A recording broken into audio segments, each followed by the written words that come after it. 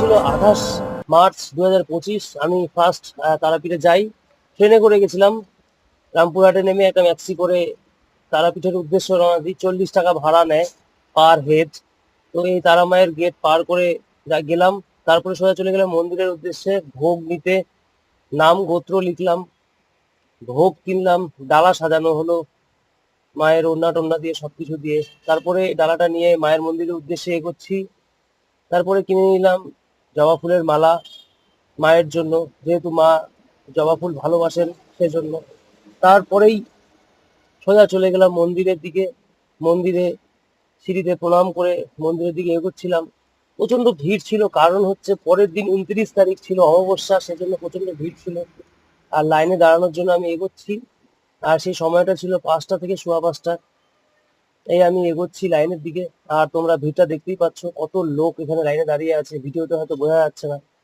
তো তারপরে পূজা সম্পন্ন হয়ে আমি আরতি করছিলাম। এখন প্রায় সন্ধ্যা সন্ধ্যা হয়ে গেছিল।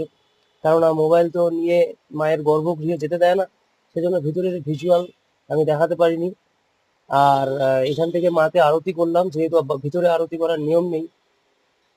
এখান থেকে আরতি টারতি করে মা ধূপকাঠি মায়ের নামে দিয়ে প্রণাম করে চলে আসলাম। এই মায়ের মূর্তি ভেতরকার, যেটা আমাকে পুরোহিত মশাই পাঠিয়েছিল। তারপরে এই যে তোমরা দেখতে পাচ্ছ ভান্ডারা সাজানো হচ্ছিল, এটা সন্ধ্যা আরতির পর থেকে ভান্ডারা শুরু হবে।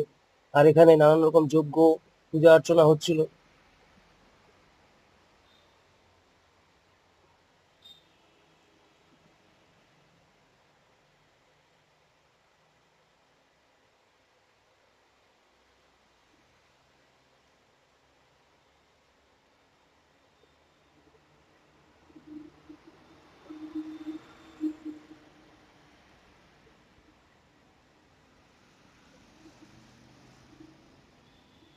এই হচ্ছে মায়ের গর্ভগৃহ। সবাই প্রণাম করো।